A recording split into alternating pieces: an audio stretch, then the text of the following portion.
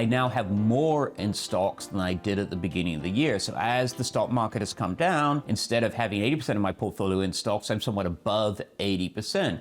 But the fact is, stocks are on sale. Humble Dollar's Jonathan Clements is next on Consuelo Mack Wealth Track.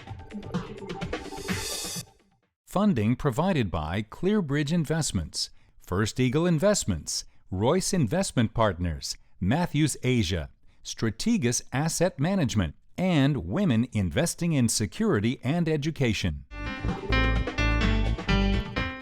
Hello and welcome to this edition of Wealth Track. I'm Consuelo Mack. We are in the midst of a sea change in our financial lives.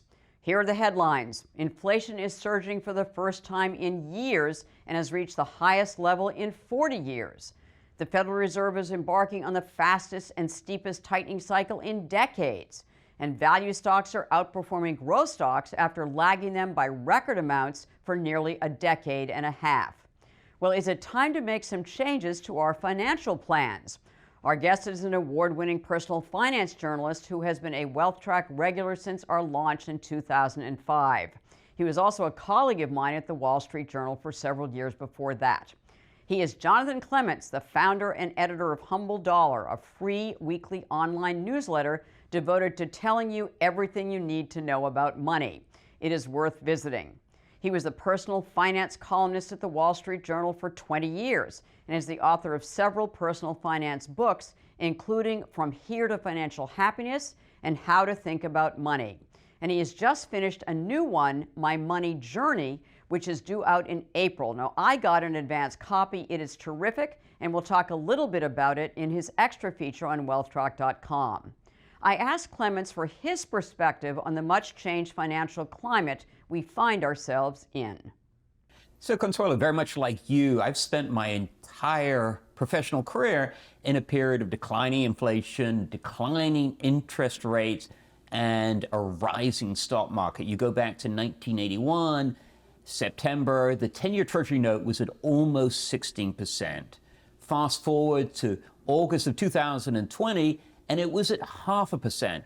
And that decline in government interest rates basically drove everything that happened in the financial markets over the past 4 decades. And what we're seeing now is a reversal of that. And so the nice, comfortable world that we all lived in, where stocks went up, where bond prices went up, has gone away. We no longer have inflation that's decelerating, now it's accelerating, and that's changed the picture. And people need to at least adjust their expectations. They don't necessarily need to adjust their portfolios, but they need to think differently about the financial markets. Tell us how we should think differently. We've had this tailwind of falling interest rates for the past 4 decades, and that's meant high stock returns, it's meant great bond returns, and that has gone away.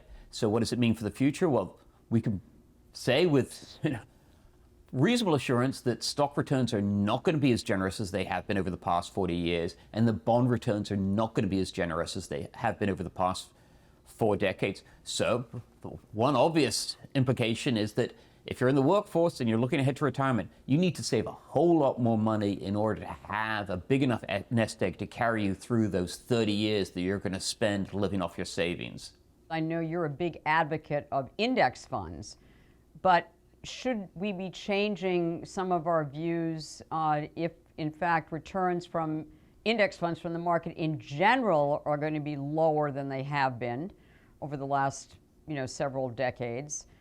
Should we change our strategy at all as far as what kind of investments we should be investing in? So my portfolio is basically divvied up between 80% in world stock index funds and 20% in short-term bond funds. I'm not inclined to deviate from that. In fact, I would argue that that strategy makes even more sense now than it did before.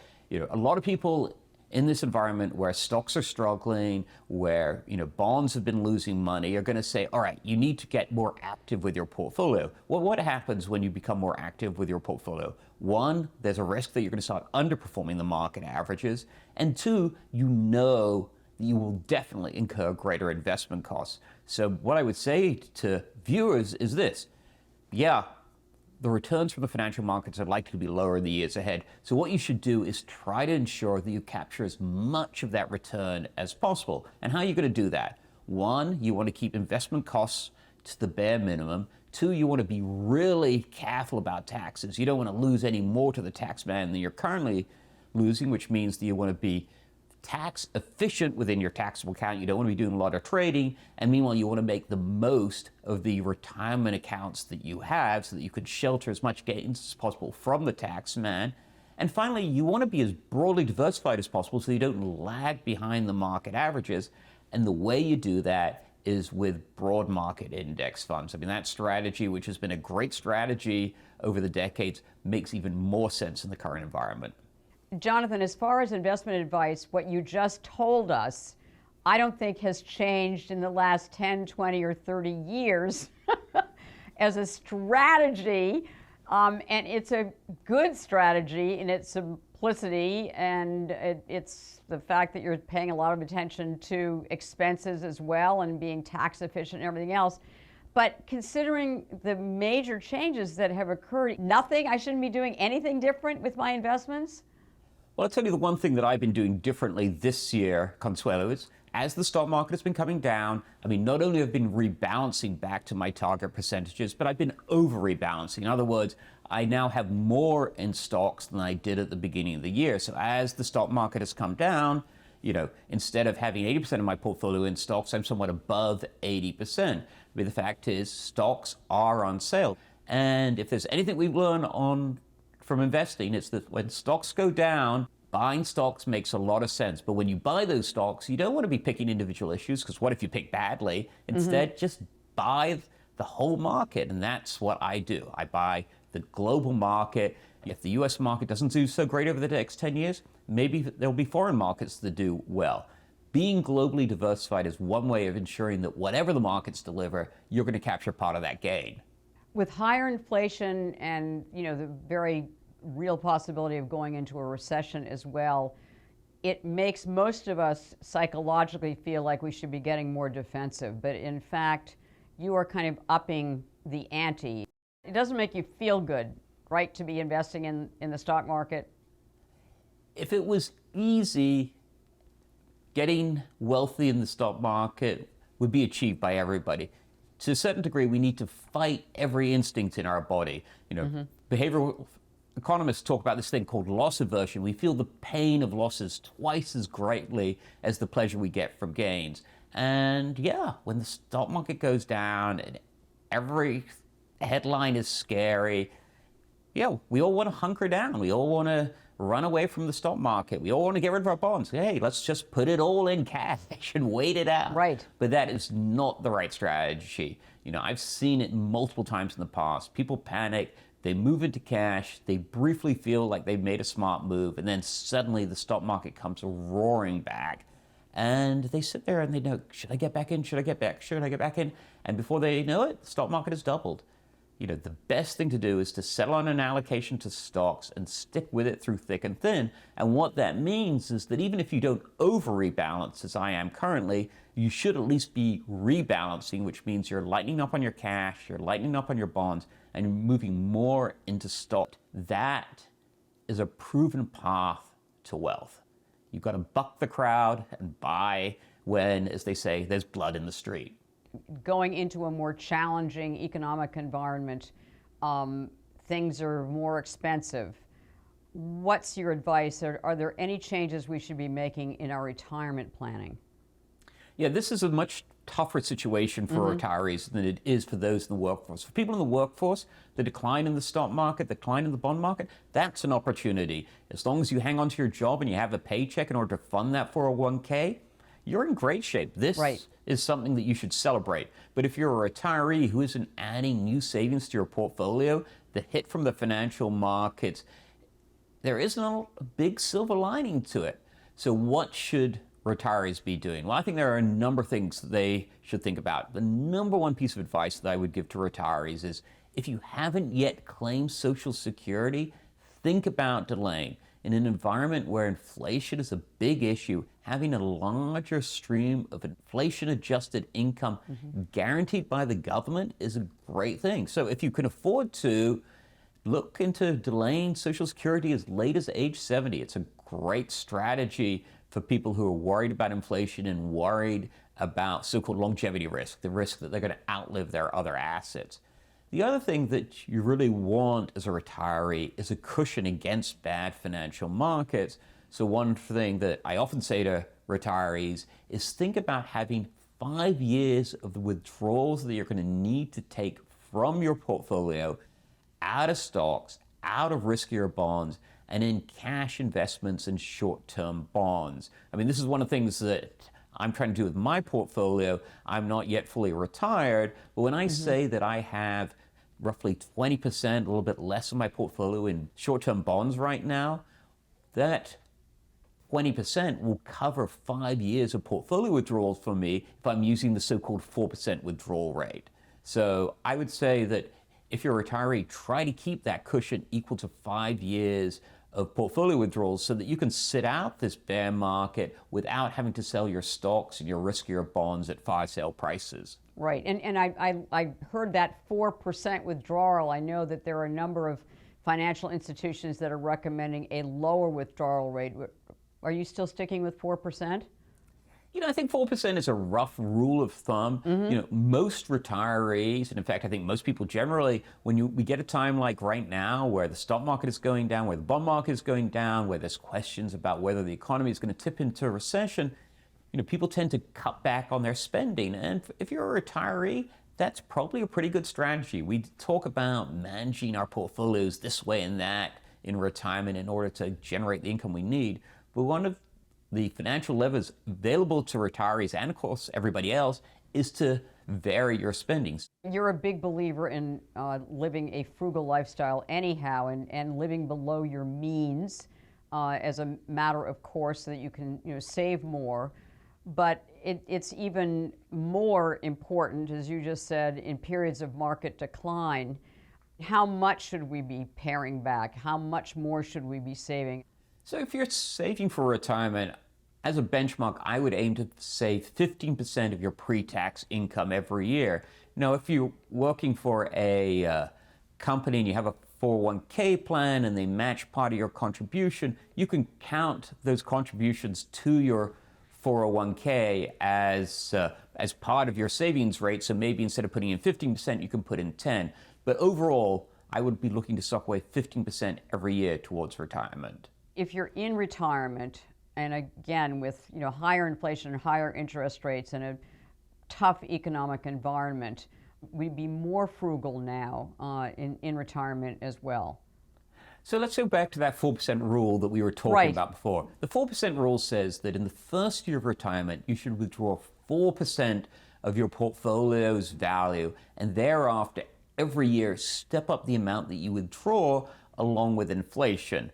I'm planning to use a slightly different rule, which is rather than withdraw 4% and then step it up every year with inflation, I'm going to withdraw 4 to 5% of whatever I have at the beginning of each year. So if the size of my portfolio goes down, the amount that I allow myself to withdraw is also going to go down. That way, there's a built-in sort of correction mechanism to ensure that I cut back my spending when we get rough financial markets. And as an added bonus, if you're always withdrawing a fixed percentage of whatever is remaining, you're never going to run out of money because you can only withdraw 4 or 5% of whatever is left. That may mean that things get pretty grim later in retirement, but it will mean that you will never run out of money. Are there any other sources of income, for instance, that we can tap, again, that we might not think of in this kind of an environment? One of the obvious ways to reduce costs is to downsize. That becomes, frankly, more taxing the older you get. If you're planning to downsize, I would encourage you to do it before you quit the workforce, while you're younger. I mean, I remember my grandparents, they talked about downsizing, they talked about reducing their housing costs, and they just simply left it too late, and they never made the move. So if you're going to downsize, I would encourage people to do it in their 60s before it starts to seem too taxing. There are other strategies that you can use in order to, generate more income from your portfolio and make sure that, you have income that lasts as long as you do. For instance, one of the things that I often suggest to people is to buy an immediate fixed annuity that pays lifetime income. problem I have with offering that advice right now is that, to fund that annuity, you're going to have to sell stocks and bonds that are at depressed prices. So it's not the sort of thing that I would want to be doing at this point in the market cycle. But let's go out 2 years and the stock market comes back, the bond market stabilizes. Maybe at that point you would think about buying that immediate fixed annuity that pays lifetime income. And because interest rates have popped up, the amount of income you're going to get from that immediate fixed annuity is going to be increased over what it would be if you'd bought it, say, last year. One of the reasons that people have not been buying immediate fixed annuities is because interest rates were so low. But now that they are so high, there's yet another reason not to buy them, because you're taking out of a reduced portfolio. So I feel like you can't win. You can do it incrementally, though, so you don't have to do it all in one lump sum. And maybe as interest rates go up gradually and you can get higher returns on the annuities, that might be a better strategy? Yeah, I mean, one of the things that I've thought about doing, again, for myself, is to essentially dollar cost average into immediate fixed annuities. So I could see through my 60s maybe making 4 different immediate fixed annuity purchases so that I buy at different points in the interest rate cycle. Right. And by doing that, I can also spread the risk across 4 different life insurance companies. So that way, if one of them gets in financial trouble, I should be okay. One of the things I should mention is, if you are funding these immediate fixed annuities out of the bond side of your portfolio, your bond portfolio may be down because interest rates have gone up, but there is an upside to that, which is when you buy that immediate fixed annuity, you are going to get more income thanks to that rise in rates. So it's a little bit of a seesaw. You give up on one end, but you make it on the other. One of the very popular instruments recently, because their yield is so high, are the I savings bonds, the Treasury inflation savings bonds that adjust for inflation. But you have some caveats about and some reservations about those instruments. So what are they? So Series I savings bonds are a fine thing to buy, but let's just keep in mind that, one, you can only put $10,000 a year into them. I mean, right. $10,000 is a decent chunk of change, but you can't move your whole portfolio into it. 2 is, once you put money into these things, you can't take them out for a year, and if you sell them in the first 5 years, you lose the last 3 months of interest. And 3, if you buy at this point, yes, the initial yield seems great, but you only get that yield for the first 6 months. Thereafter, what you're going to get before taxes is the inflation rate, a return equal to the inflation rate. And after taxes, the return that you get is going to be below the inflation rate. And in fact, sort of perversely enough, the higher the inflation rate is in the years ahead, the worse the after-tax return on these bonds are going to be. If you're paying taxes at 22% rate, if you have a 1% inflation rate, then you're going to pocket 0.78. So you're going to lose a tiny slither of your return. But if the inflation rate is 10%, you're going to pocket 7.8%, which means you're losing 2.2 percentage points every year of your return to the tax man. Still, right. You are getting inflation protection. But the other thing to keep in mind is that right now, as attractive as Series I savings bonds seem, if you buy conventional inflation index treasury bonds, which trade on the open market, the return on those currently is actually higher than on Series I savings bonds. You can actually get a return over and above inflation on inflation index treasury bonds. Depending on where you go in the yield curve, that extra return is about 1.5 percentage points a year. So are you talking about TIPS, Treasury Inflation Protected Securities? So there are these 2 different types of inflation-protected securities that you can buy from the U.S. government. One of these Series savings bonds, which are limited to $10,000 a year, and then there's this version of a traditional Treasury bond that is indexed to inflation, as you say, TIPS. And TIPS right now are offering a higher real return than Series I savings bonds. So I would say, if you want to have inflation index securities in your portfolio, you're actually better off at this point buying inflation index treasury bonds, TIPS, rather than Series I savings bonds. And indeed, in my own portfolio, I don't own any Series I savings bonds, but I do own inflation index treasury bonds. Talk to us a little bit too, Jonathan, about what else you're doing with your personal portfolio. I know that you have Roth IRAs, which are going to go to your children eventually. So explain the rationale behind the Roth and how you've established that investment to have it as almost like a legacy investment. I have about a quarter of my retirement account in Roth accounts. And in fact, one thing I did this year was to convert $60,000 of my traditional IRA to a Roth IRA. I did it a couple of months ago when the stock market was depressed. And what it allowed me to do was to take that traditional IRA and move part of it into a Roth IRA while prices were depressed. And my hope is, that hope has not been fulfilled so far, but my hope is that when the market comes back, the bounce back in that $60,000 that I converted will be tax-free. And yes, as you indicated, my plan is to take that portion of my retirement account, my Roth IRA, and bequeath it to my kids. That money will grow tax-free between now and when I die. And indeed, my kids will be able to get 10 additional years of tax-free growth out of that Roth IRA after my death. On top of that, during my lifetime, I do not have to take required minimum distributions from those accounts. So those accounts can stay intact for the rest of my life. By contrast, with a traditional IRA or with a 401k, you have to take withdrawals during your lifetime. So is that a feature of the Roth that you don't have to do the required minimum distribution? It's a feature of the Roth IRA. If you have, say, a Roth as part of your 401k, before you get to age 72, you want to roll that money out of your Roth 401k and into a Roth IRA, because once it's in the Roth IRA, you don't have to take required minimum distributions. That's a valuable strategy.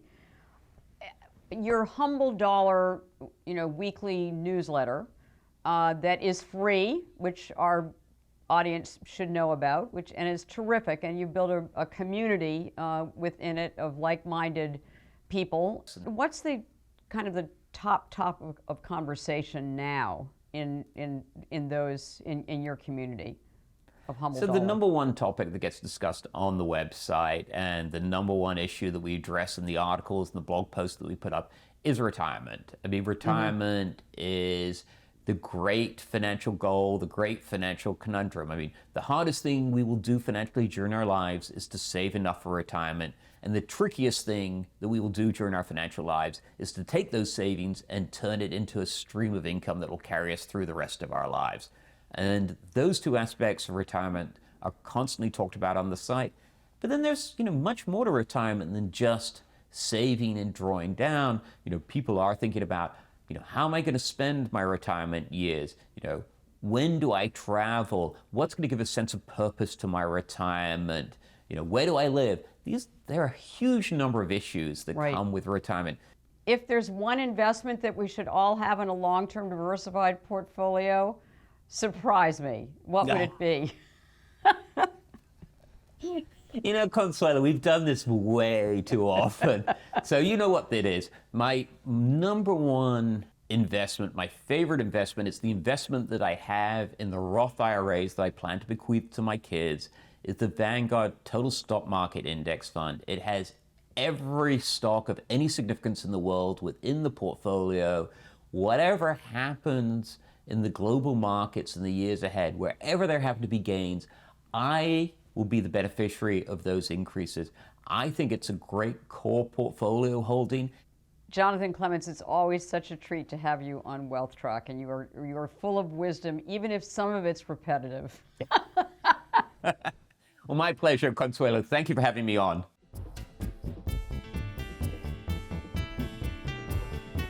At the close of every Wealth Track, we try to give you one suggestion to help you build and protect your wealth over the long term. This week's action point is make a recession reset. Now, whether it's officially a recession or not, the odds are very high that the economy's growth will slow for several quarters at least. The Federal Reserve's determination to squelch inflation will see to that. Short term, that means that prices of stocks and bonds will remain under pressure. To cushion the blow, have a comfortable position in cash and liquid short-term securities like Treasury bills or notes that can be rolled over at higher yields. Own some stocks that have a history of increasing dividends to ensure yourself some income. Personally, cut expenses and embrace frugality. As you just heard, frugality and living beneath one's means is a constant theme of Jonathan Clements. It does not come naturally to most Americans, so this is a good time to cultivate the habit. Speaking of income, our guest next week will be Claire Hart, the lead portfolio manager for the highly rated JP Morgan Equity Income Fund. In this week's extra feature, I'll ask Jonathan Clements for a preview of his terrific new book, My Money Journey, due to be published next year. Please follow us on Facebook, Twitter, and our YouTube channel. Thank you for watching. Have a great weekend and make the week ahead a healthy, profitable, and productive one.